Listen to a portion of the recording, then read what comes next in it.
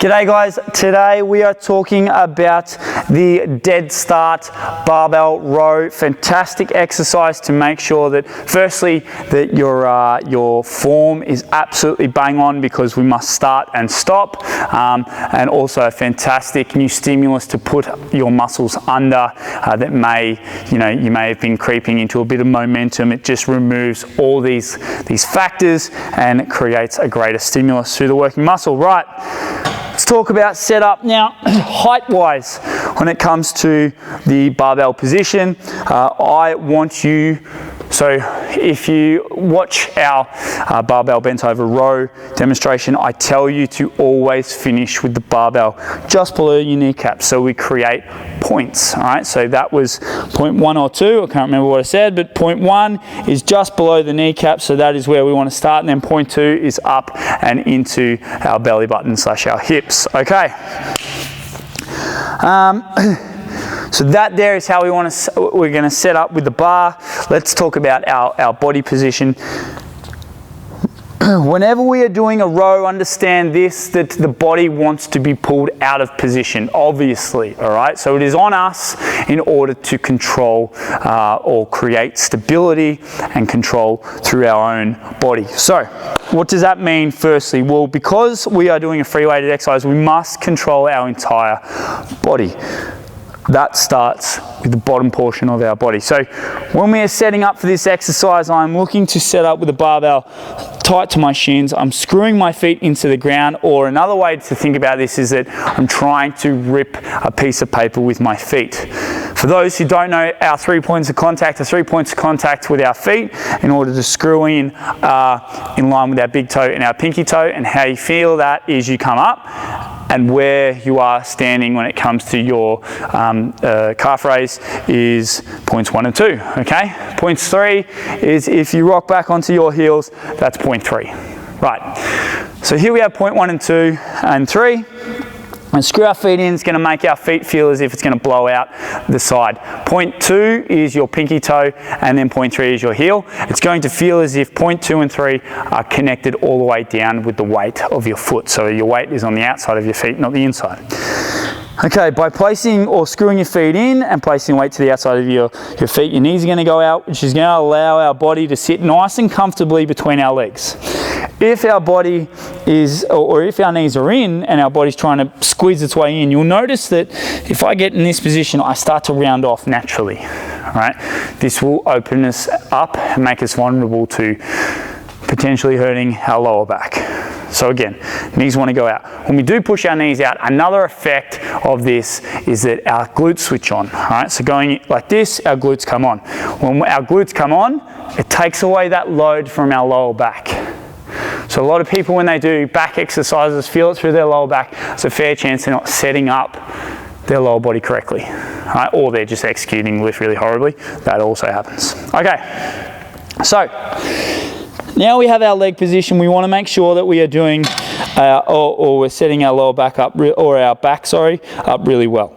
So what I'm looking to do is pulling my shoulder blades back and down and grasping the bar. Now there are 2 ways you can do this. Obviously you can do the pronated grip, which is the hands over the top, as I'm about to do, or you can do a supinated grip where your hands are coming underneath, okay? That there is up to you. Both fantastic variations. It's completely individual as to which way you want to do it. You'll feel different stimuluses both ways, potentially a little bit more through the lats if you're doing a pronated grip versus a supinated grip. Also, your supinated grip can be dependent a little bit onto your bicep strength, because obviously you are pulling up and your biceps are very much engaged. Right. So again, screw your feet in, knees go out, hips go on, lower back nice and protected. We're also going to pull our shoulder blades back and down. Remember, the weight wants to pull you out of this position. So it is on us to keep our shoulder blades back and down and nice and rigid. So when we are coming down, we are going to be resting on the arms, versus say if we were doing a normal barbell row, we might end up in a nice rounded position, or sorry, not nice, but a rounded position. Okay, so shoulder blades back and down, screw your feet in, knees go out, weight allowed in the middle. Shoulder blades are going to be pinned back and down, and I'm going to be pulling this towards my midline. You can notice that I am not looking at you in the camera, I'm looking down the head. You can see that when I do this, my body is in a nice, straight, even, neutral spine position. If I start to look up, what's going to happen is that I'm going to start to pivot off the lower portion of my back. All right. So we're going to, if I look up, I'm going to come into this position here unintentionally because I'm trying to create what they call scapular retraction. All rows are designed for pretty much 10% of the entire movement, right? And it's this portion here, it's that, okay?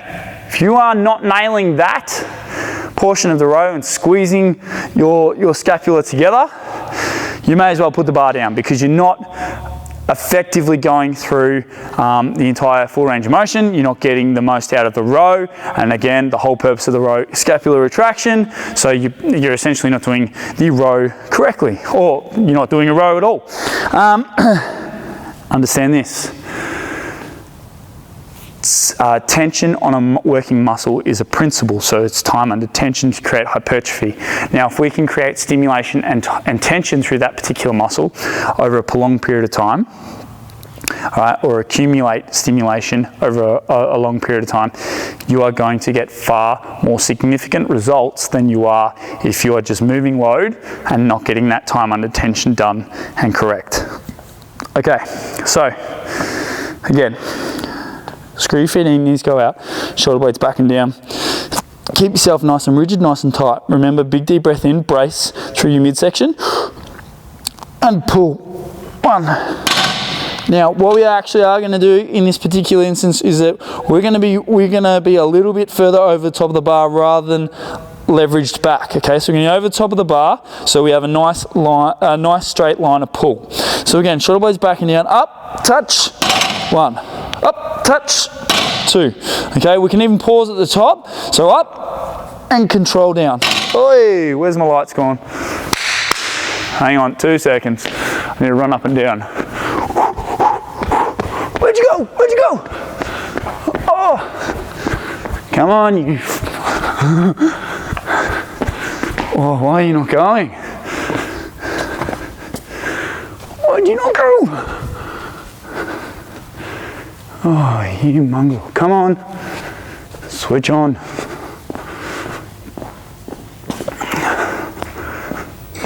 No, that's all right. Oh, anyway. Okay. So, we're going to pull our shoulder blades back and down. We're going to be rowing from this position here.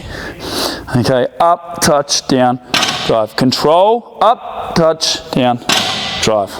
All right, team, and that there is how you want to go about executing your bent over dead start barbell row.